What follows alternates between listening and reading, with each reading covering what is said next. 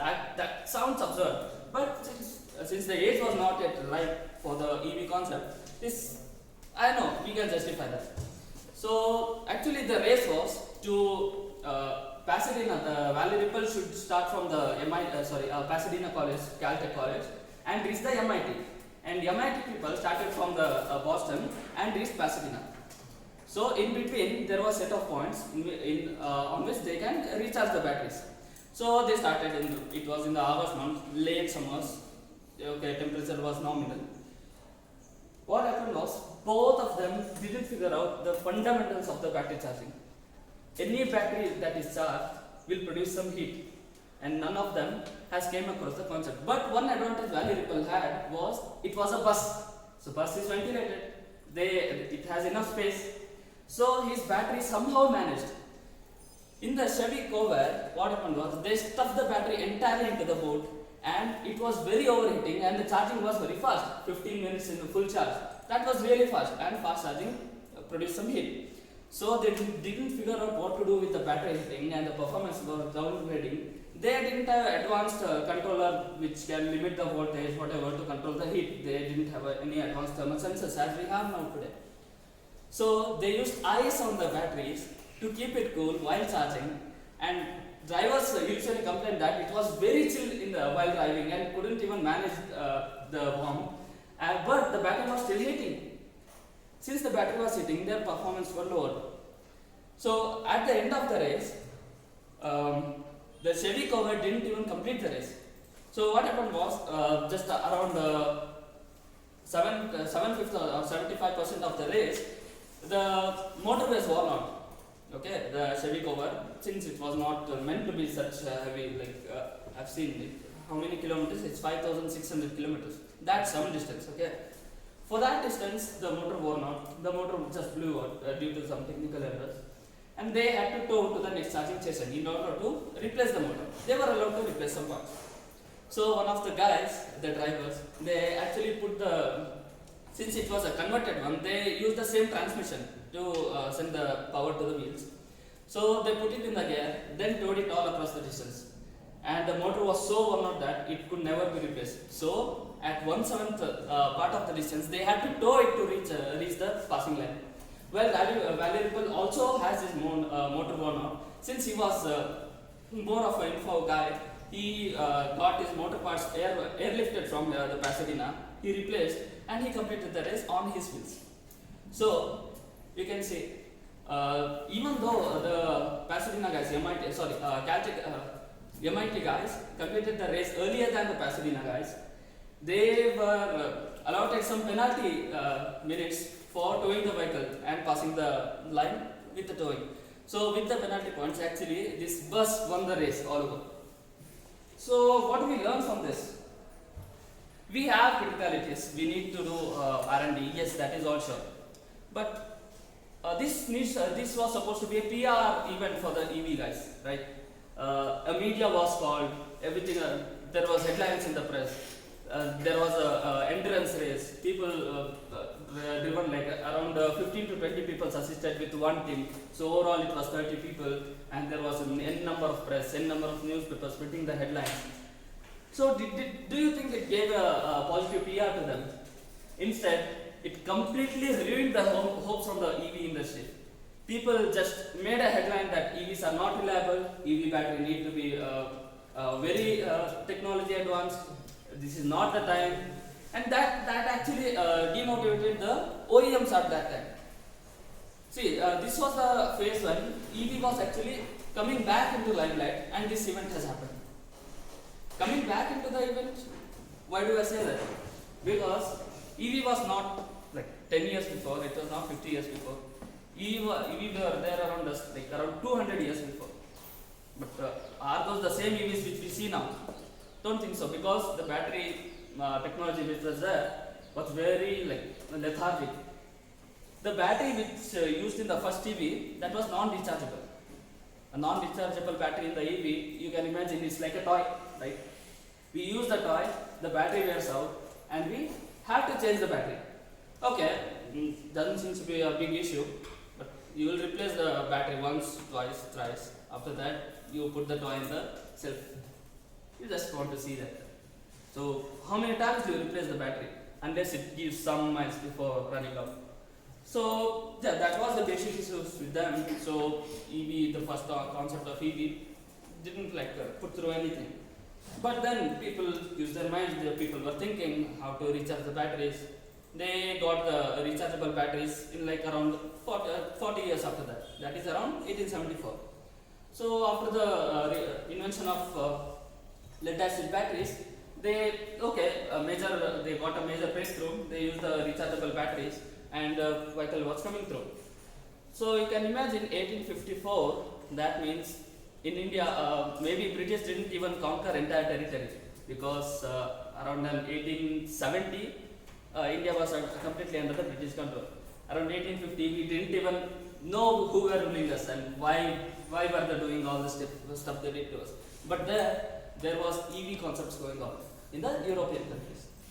EV were there, and what other modes of transport would have been there? There would be gasoline concepts like we have today, and there would also be a major contributor of steam engines. Steam engines actually they work into cars also, small cars. So you can see, I have a start in the last line. Of all the vehicles that were sold in the US in 1900s, that was 4,200 numbers, 38% was EV. We don't even have that market share today, this day. 38% is way too much, it's close to half. So 38% were EV and 22% was IC. 22%, we'll find out why.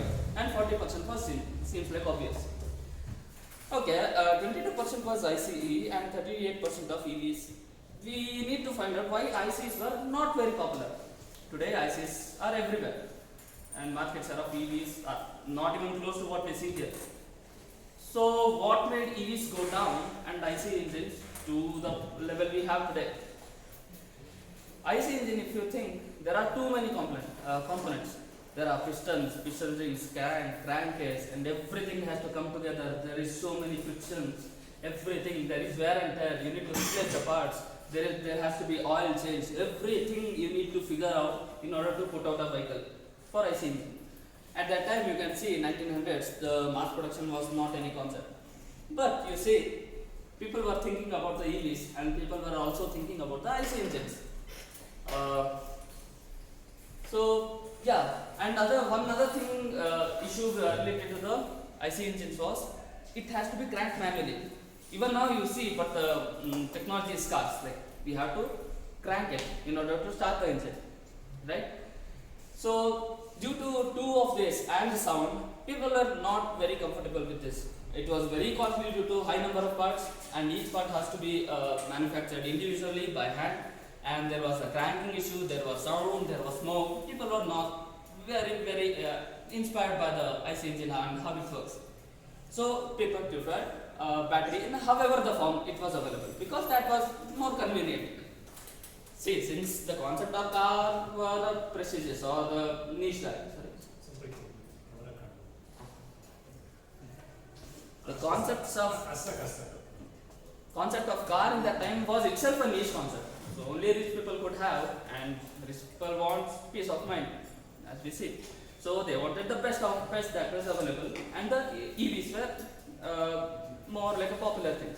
But then, in around the 1930s, what happened was Henry Ford introduced mass production of components. Mass production, high number of components, low cost. So once you get the parts mass manufactured, the cost of IC engine was drastically reduced, because the concepts of EV had a fixed cost. The R&D cost is very high.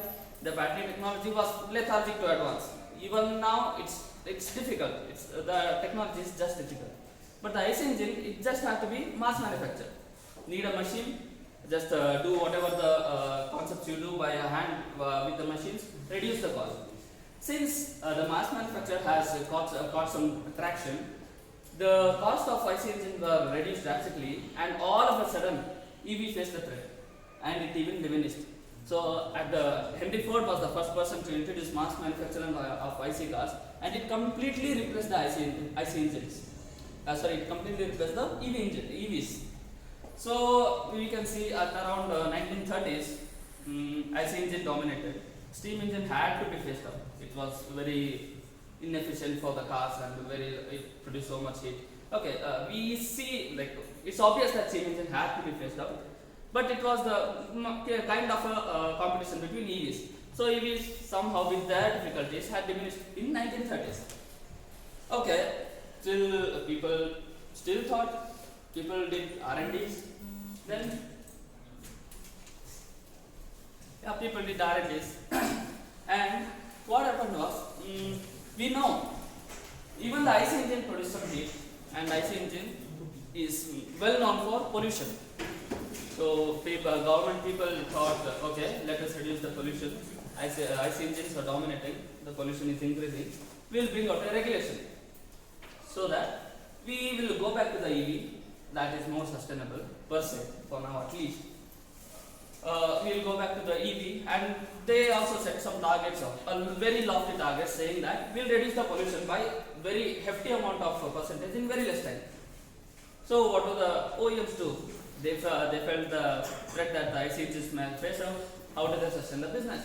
They have to shift to the EVs again.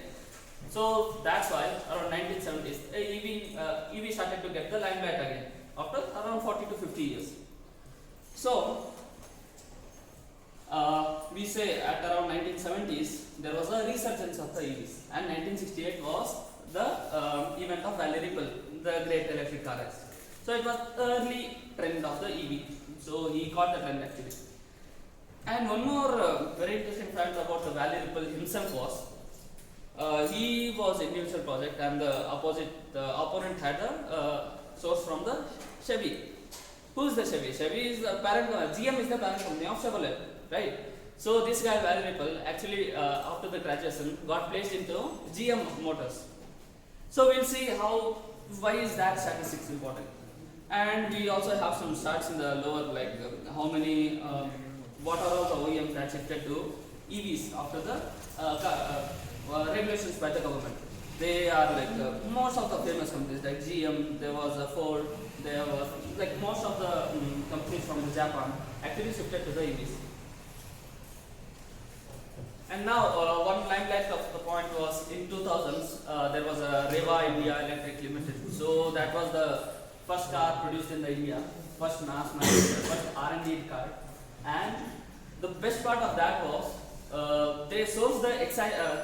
Which battery was that? Excite, yeah, Excite. Excite was actually not an Indian company. Excite has never been an Indian company.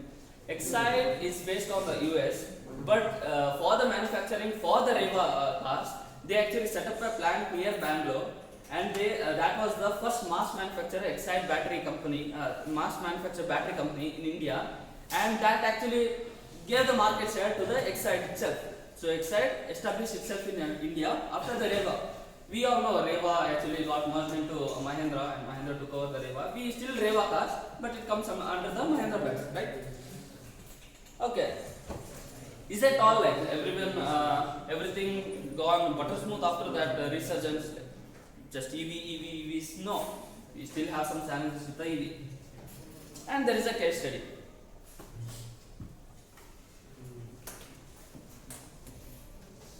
Yeah. Continuing. And there is a case study with the EV. So, since OEMs were interested in EVs, one of the first companies who came up with the proper EV. Why do I say proper? There were many EVs.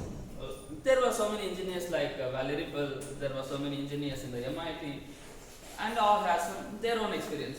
They produced cars, but none of them were compatible enough or competitive enough with the IC engines of that time. So one of the bigger giants of the market, OEM giant, that is GM Motors, actually produced the concept car called as EV1. Before EV1, they actually bought a car called as Impact. It's not a very good car for very good name for a car, Impact. That seems like an accident. So yeah, so that was R&D car for them. They somehow were very advanced in the EV technology by then, GM Motors. So Impact was their first R&D EV car, and it was so practical, it could even compete with the IC engines of that time. Such performance were unheard of that time. Like people were very impressed. People wanted to keep. But what GM did was, GM didn't see any future. We know the most source of income for a OEM or a car producer is not the first market, it's aftermarket. It's the serviceability. It's the oil change where they earn. It's the spare parts change where they earn, right? That's why every outlet of the factory has its own service centers. We see. So they actually forecast the growth and they didn't see much profits going through. The profits were fixed, it's 20%. We don't know what the serviceability was, how much would you earn, because that was early stage of the market. So what they did was, they actually used their mind, that's a cunning mind actually. They never sold a car, they leased the cars. Leased the cars like houses. So they didn't sell the car. The car was very good, everyone was interested, and they started leasing the car. The impact concepts, they put out the notice like we are interested, we have developed the car, we'll give it for a test drive and we'll lease out for first 50 people. First 50 people, and the applications were invited. They got around 50,000 invites, applications for the first EV impact car. So seeing the trend, okay, people are interested, we'll see. So that's how the EV1 concept came. EV1 had some improved concepts over the with respect to the feedbacks they received from the impact. EV1 was huge success. Even EV1 they didn't sold out. They only leased the cars. They produced around 1,250 cars, and they wanted to put out a PR that they will only lease it to the high profile members, and people seeing those will have a positive impact. Seeing they have a niche car. Very popular car or very scarce, what you say, the things which are not available easily in the market. So that's how the GM thought that day. They started leasing the car. See, as you can see, the dashboard was very advanced.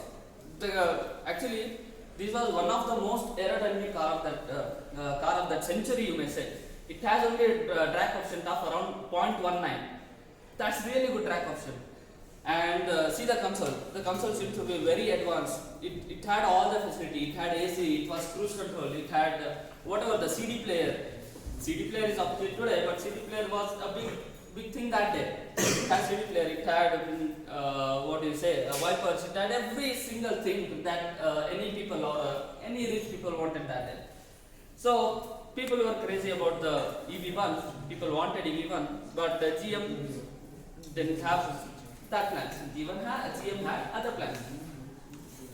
GM also being an EV is a part of the society, and society has its own strategies. In 1960s, we know the Middle East countries, the oil producing economies, that is Gulf, Saudi, whatever, they formed a group called OPEC. We know the OPEC, oil producing economies, right? So they all formed a group saying that we'll limit the production. We all know that fossil fuel is a scarce resource and we can't unlimitedly produce the fossil fuel. So we'll limit the production. Limiting the production itself means the price were in the control of a few countries which produce the oil, right? They had the price control. The price control means very big influence on the economies of the country, because tomorrow if they increase the price, where will the economy go? Economy was running on the IC engines.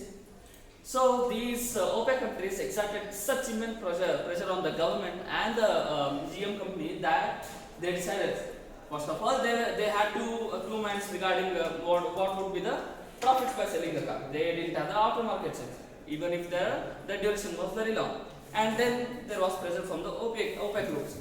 So typically at around 1999, in 1999, you can see we just tested our Pokhran, this thing, nuclear.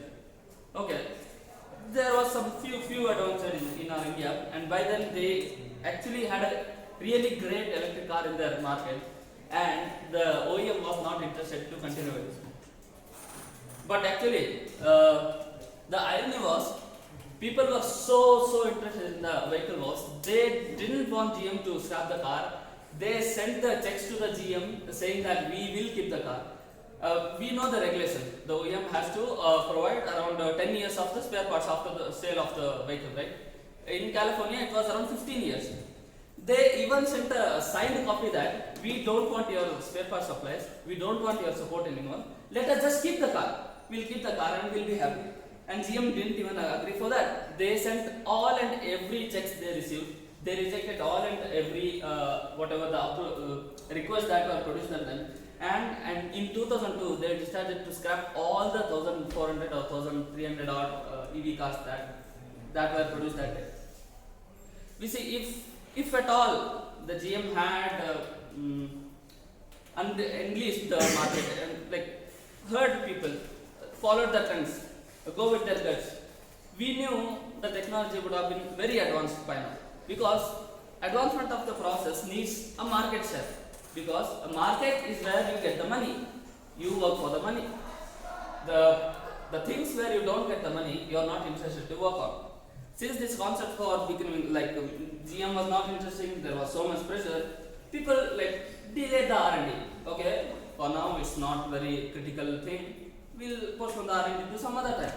So that's how we stretch the EV technology. Like that's how we are behind the EV technology. Even now, we are behind. Okay, if at all this car had been like GM sold the car, they had mass manufactured, they produced around 5,000 cars per year, we would have seen way more percentage of market share of EVs in the market, and we would have seen very adoption. But that's how the story goes, I guess. So we lost the first EV car we had. Okay, one battery. There was other guys thinking. Who is the other guy? We all know. That is Tesla. Okay. Tesla, Elon Musk, we all know Elon Musk was not in Tesla from the day one. There were two entrepreneurs of the US. They produced actually screens. What do you say? Tabs. Tabs had lithium-ion batteries. They got access to the lithium-ion technology, saw that it is usable, and thought about why can't we use the lithium-ion batteries into the cars. In 1996, they registered a company named as Tesla in US. Elon Musk was busy with his other project. There was a movie tweet, whatever. He didn't have an idea. In around 2000, they actually got a motivation that, okay, people are interested, but there is pressure. We don't have R&D by today, but by the time we complete the R&D, it would take some time, and by the time we'll again take the risks of that the GM took. GM had the R&D, they had the access to the whatever the R&D, they studied the EV one completely, thoroughly, and they started building their own cars. So what happened was, even that's at one point seems to be a sinking ship, because R&D needs way too much of money. Did you share the R&D with this guys? General Motors shared the R&D? No. They actually, before scrapping, some of the EV ones were actually leased out to the museums. Okay, these museums, the R&D guys of the Tesla got access to one of these museums, and they got hands-on cars. It was not running, of course, it was dismantled, but they got how the battery package was, where the battery placing was, how the motor worked, what is the traction with the wheels, what is the weight of the car. Everything they got like banana images. So all they had to do was improve on whatever the issues were there on the EV one and figure out which body they are using and wherever find the ways to improve. So in around 2002, seeing all the EV one was scrapped, they were interested and they started their R&D. At around 2005, even Tesla was on the brink of submergence, that is filing the bankruptcy. Then they found an investor like Elon Musk. Elon Musk believed in Tesla so much that he put in so much money that at the end of the time, all these founders, whoever were there, had some issues with Elon Musk and they parted their ways. And Elon Musk took over the Tesla. Even Tesla had its issues. But the best thing Tesla did was they didn't do all the engineering. They took inspiration from the market. Everyone who studies from the mistakes of others is a genius. That's what the Tesla did. What they did was, they didn't try to manufacture the body or the chassis by himself. They actually sourced the Lotus Elise. Lotus Elise was one of the most aerodynamic car of that era. I'll show you the Lotus Elise. The left one you can see. The left one you can see, that's actually the stock lotus release. Okay. Now what they did was they figured out the chassis was available, the battery was available, the car was good looking. All they had to do was figure out the propulsion system and the battery system. So you can see that is actually the original chassis of the first gen Roadster. Roadster actually nicknamed as the Darkster. In the Maverick movie, we see the airplane named as the Darkster. Darkster was actually the proto name of the this thing, Roadster Gen 1. Okay, you can see in the chassis, they put the battery box on the behind. See, the huge black thing you can see in the figure, that's actually a battery box. And behind that was a controller, and down there was the motor. Okay, motor, they got the most advanced motor that was available that day. That is 3-phase, 4-pole, whatever you have the stats, 215 kilowatt AC induction motor. And they used the laptop batteries, the small batteries. They put it into some formations of parallel and series combination, and they managed it to arrange it in order to give them maximum efficiency. So, they used around 6,581 lithium-ion batteries in order to compose the battery box we are seeing on the Roadster first gen. There were so many changes that had to be done. Elon Musk, as we know till today, he wants his products to be perfect. He was very vocal on some of the things that he wanted the cars to be light. He wanted the door handles to disappear. He wanted the car to perform like a sports car. He didn't want any such car. He had big plans, but nothing did they know that the plans were so big that he would become a richest man one day. Okay, let that be. By the time the car was ready, that was around 2007, they changed Lotus Elise chassis so much that only 6% of the chassis was retained. 6%. And rest of they actually modified according to whatever the requirement. They even extended the chassis by 6 inches to accommodate the battery pack, controller and the motor. We'll see the architecture. So this is the broad architecture of the Roadster. You can see the purple color is actually the battery pack. This is a first battery pack. We know Tesla actually shifted to the floor battery pack later on the Model S and Model Y series. But this was the Gen 1, and the purple was the battery packs. It was huge. Motor controller was huge. It has some weight, and the motor was there. Okay. From your basic intuitions, tell me what's the basic issue that the car might face. Basic issue. Sorry? Most of the weight of the vehicle is concentrated in the Rear wheel. Correct. Any other readings?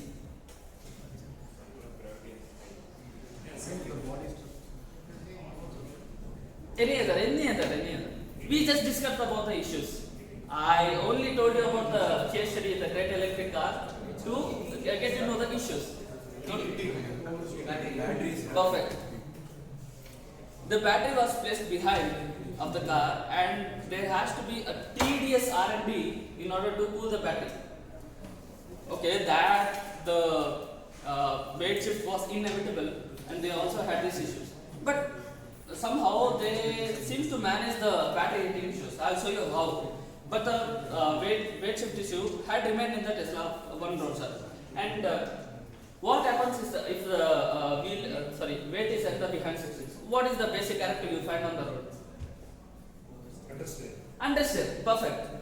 The vehicle will understeer. If it's a front wheel drive, it will lose the traction. Since it was rear wheel drive, the traction was not an issue.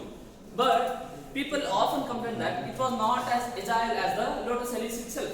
Since all were known, it was a PR event, they sourced the body from the Lotus Elise. Now they say they started comparing from the Lotus Elise. It was not as agile, but somehow they figured out the motor and the battery so perfectly that they compared the performance to the sports car. They was very impressed with the sports performance, and they somehow the Tesla seems to dodge the issue of understeer. Okay, regarding the battery cooling, how it actually worked? They use the basic formula of pressure. Front grill, they actually gave a pipe to the back and return. What they did was, we see here, in the picture, the wind gust, see, you can spot the changes. On the bonnet area, you can see more cutouts than the Lotus Elise. Left one is the Lotus car and right is the Roadster. There are more cutouts on the bonnets, and the front grill is there. They have widened it. So the front grill is there. That's for the inlet.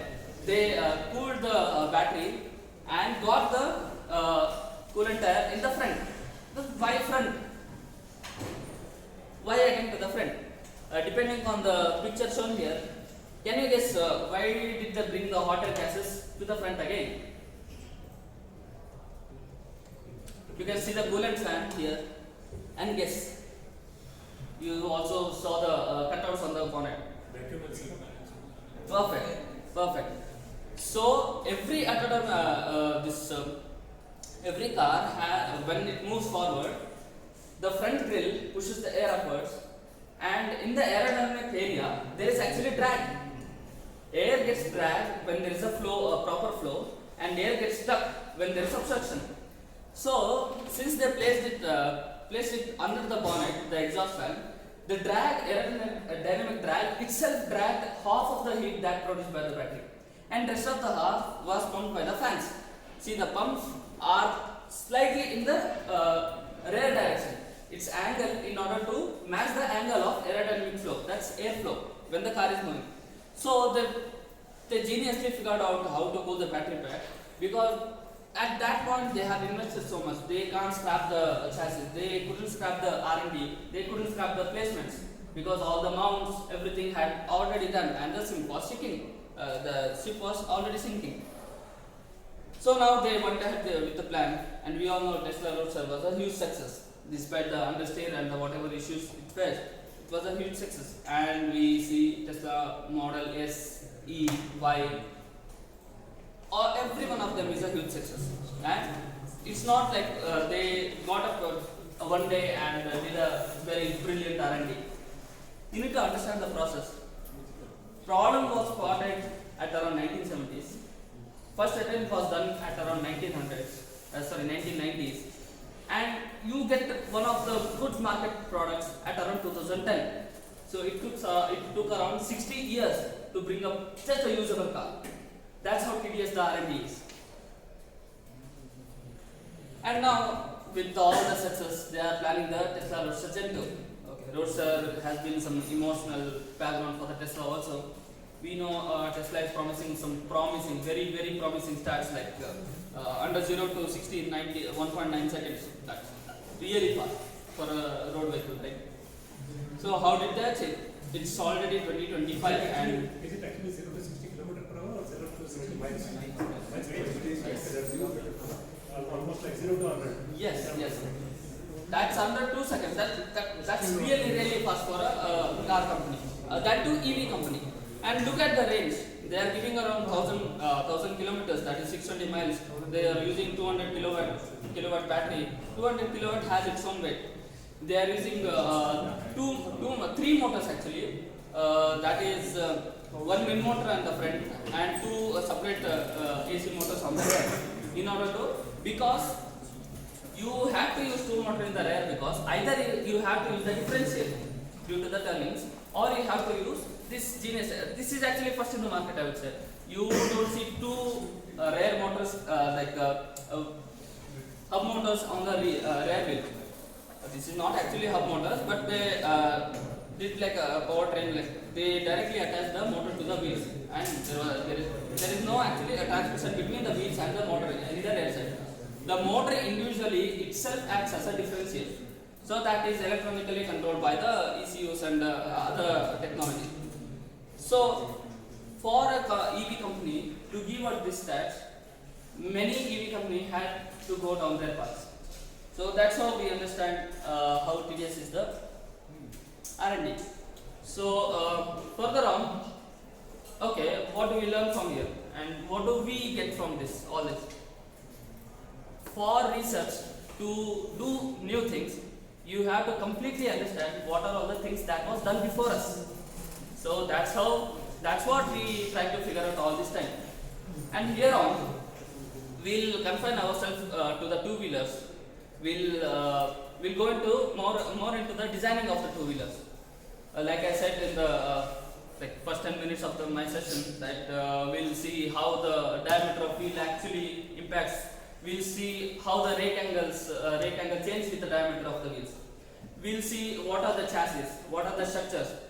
We'll use Fusion, that is 3D designing software, to look at the chassis. I'll show you the chassis. Not every chassis. I have around 5 to 6 chassis in my designing. I think this seems to be a huge amount of torque.